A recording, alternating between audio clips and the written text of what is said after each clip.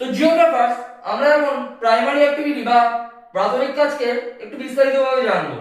মানুষের বেঁচে থাকার জন্য যে বেসিক কাজগুলো, যেমন কৃষিকাজ, পশুপালন, পশুচারণ, খনন কার্য, এই যে বেসিক কাজগুলো, এগুলোকে আমরা প্রাথমিক কাজ বলি।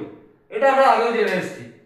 তো পৃথিবীর প্রায় 60% মানুষ এই প্রাথমিক কাজের সাথে জড়িত, আর ভারতের প্রায় 49% মানুষ বা 49% মানুষ এই প্রাথমিক কাজের উপর নির্ভরশীল। ভারতের যে অ্যানুয়াল ইনকাম বা বার্ষিক আয়, তার প্রায় 19% আসে এই প্রাথমিক ইনকাম থেকে। যেমন কৃষিকার্য বলো, পশুপালন বলো, বা অন্যান্য যেসব প্রাথমিক কাজ রয়েছে সেখান থেকে আসে। আর এই প্রাথমিক কাজকে আমরা প্রধান 4টে ভাগে ভাগ করেছি। প্রথমটা খনন কার্য, তারপর পশুপালন, তারপর কৃষিকাজ, তারপর শিকারী ও সংগ্রহ। তো আমরা এই 4টাকে একটু ডিটেইলে পড়বো এবার। তো জিওগ্রাফার্স আমরা এখন প্রাইমারি অ্যাক্টিভিটির অন্তর্গত হান্টিং এন্ড গ্যাদারিং বা শিকারী ও সংগ্রহ এই টপিকটা আলোচনা করব। প্রাচীন মানুষ নিওলিথিক যুগের আগে উৎপাদন করতে জানতো না। তারা মূলত শিকার করে সময় কাটাতো। শিকার করে এবং বন থেকে ফলমূল সংগ্রহ করে নিজেদের বেঁচে থাকার সংগ্রাম চালাতো। এই কারণেই ফুড গ্যাদারার এবং হান্টার হয়ে থাকে। তোমরা এখানে যেমনটা দেখতে পাচ্ছ, শিকারী ও খাদ্য সংগ্রাহককে একত্রে ফরেজার বলা হয়। এবার আমরা চলে আসবো স্টোন এজ বা প্রস্তর যুগে, যেটাকে আমরা মূলত 3 ভাগে ভাগ করতে পারি। এই যে তোমরা দেখতে পাচ্ছ, গ্ল্যাডিওলিথিক এজ, মেসোলিথিক আর নিওলিথিক। গ্ল্যাডিওলিথিক এজ ছিল মূলত 50,000 থেকে 10,000 বিসি বা খ্রিস্টপূর্ব 10,000 বছর আগে। এই যুগের মানুষরা পাথরের মোটা মোটা অস্ত্র, ফিনিশিং লেস যে ধরনের অস্ত্র, সেই ধরনের অস্ত্র ব্যবহার করত। আর এই যুগের মানুষদের প্রধান কাজই ছিল শিকার।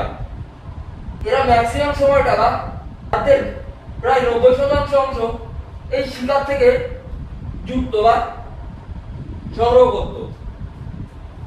আর এই যুগে মানুষ প্রথম আগুনের ব্যবহার শুরু করে। কোন যুগে মানুষ আগুনের ব্যবহার প্রথম শুরু করে? প্যালিওলিথিক এজ বা আদি প্রস্তর যুগ যেটাকে বলে। এরপরে আমরা চলে আসবো মেসোলিথিক এজ। মেসোলিথিক এজ ছিল খ্রিস্টপূর্ব 10,000 থেকে 6,000 বছর অবধি। এই যুগে মানুষের ইন্টেলিজেন্সি বাড়ার সাথে সাথে অস্ত্রের ফিনিশিং আসা শুরু হয়।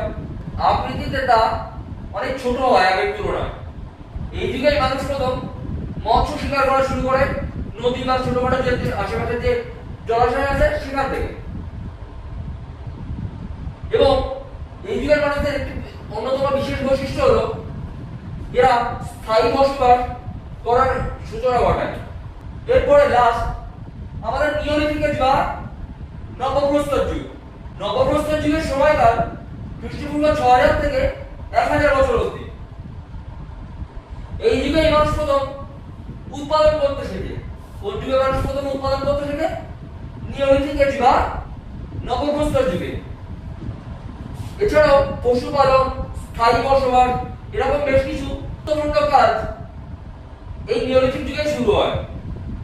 এর ফলে মানব সভ্যতার অগ্রগতি কয়েক গুণ আগে এগিয়ে যায়। তার আগে এই যে ছবিটা তোমরা দেখতে পাচ্ছ, এখানে তোমরা দেখতে পাচ্ছ মার্ক করা যে সমস্ত জায়গা, সেই সমস্ত জায়গায় প্রস্তর যুগের মানুষের প্রথম বসবাস ছিল। তো জিওগ্রাফার্স আমরা এখন পৃথিবীর প্রধান প্রধান জীবিকা সংগ্রহের এলাকাগুলিকে একটু দেখে নেব, আর সাথে জেনে নেব সেই এলাকাগুলির আদিম নিবাসী বা আদিবাসীদের কথা। তো তোমরা এই ছবিটা দেখতে পাচ্ছ, ঠিক ওপরে চলে যাও, যেখানে লেখা রয়েছে উত্তর ইউরেশীয় অঞ্চল। এই অঞ্চলের আদিম নিবাসী হলো ল্যাপস বা সামি, যারা 21শ শতাব্দীর শুরুতে 40,000 ল্যাপ নরওয়ে, 20,000 সুইডেন এবং 6000 ফিনল্যান্ডে আর 2000 মতন ল্যাব বা শ্রমিক রাশিয়াতে বসবাস শুরু করে। এরা মূলত শিকার ও খাদ্য অনুসন্ধান রূপে এদের জীবিকা নির্বাহ করত। তোমরা ন্যাচারালি দেখতে পাচ্ছিলে রাশিয়ার গোলা উপদ্বীপ থেকে নরওয়ের উপকূল অব্দি এদের বিস্তার ছিল। তো তারপরে আমরা চলে আসবো উত্তর কানাডীয় অঞ্চলে, যেটা তোমরা এই যে দেখতে পাচ্ছ। তো এই অঞ্চলের আদিম নিবাসী ছিল এস্কিমো। এই যে যেটা ছবি তোমরা দেখতে পাচ্ছ, এই এস্কিমোরা মূলত তুন্দ্রা অঞ্চলের অধিবাসী। এরা প্রায় 5000 বছর আগে বেরিং প্রণালী পেরিয়ে এই অঞ্চলে বসবাস শুরু করে। আর এরাও স্যানি বা ল্যাম্পের মতন খাদ্য সংগ্রহ বা মৎস্য শিকার দ্বারা এদের জীবিকা নির্বাহ করত। তো তারপরে তোমরা চলে আসো ব্রাজিল বা অ্যামাজন উপকূলীয় অঞ্চলে।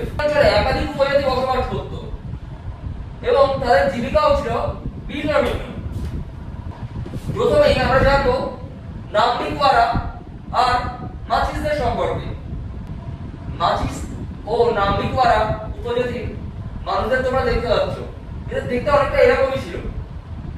এই উপজাতিরা মূলত শিকার ও ফল সংগ্রহ করে নিজেদের জীবিকা নির্বাহ করত।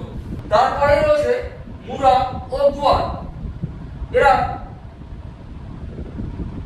মৎস্য বা মাছ আর কুমির শিকার করে এদের জীবিকা নির্বাহ করত বা জীবন চলত। তারপরে রয়েছে সাইলিং ফিশ। এরা মূলত রাবার গাছ থেকে আঠা সংগ্রহ করে এদের জীবিকা নির্বাহ করত।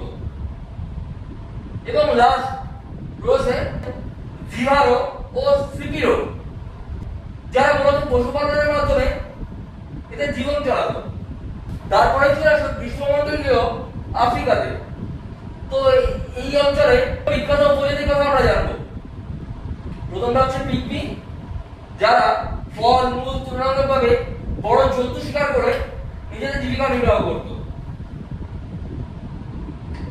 আর দ্বিতীয়ত বান্টু, যারা স্থানান্তর কৃষি, পশুপালন, মুরগি পালন, ছাগল গরু এইসব পালনের দ্বারা নিজেদের জীবিকা নির্বাহ করতো বা বেঁচে থাকতো। তারপরে তোমরা চলে আসো দক্ষিণ আফ্রিকা অঞ্চল ও কালাহারি মরুভূমি অঞ্চলে। তো এখানকার বিখ্যাত উপজাতি যাদের নাম বুশম্যান, যারা আবার সান খুয়ে নামে পরিচিত। এরা মূলত লতাপাতা সংগ্রহ, পশু শিকার করে এদের জীবিকা নির্বাহ করত। তোমরা এই দক্ষিণ পূর্ব এশীয় অঞ্চলে, যেখানকার প্রধান উপজাতি ছিল যাযাবর শিকারী জাতি, যারা মূলত রাস্তায় চলতে চলতে শিকার করত এবং যা পেত তাই সংগ্রহ করে নিজেদের জীবিকা নির্বাহ করত। এখানে সেটা হচ্ছে শিকারী ও সংগ্রাহক হিসাবে মানব সভ্যতা।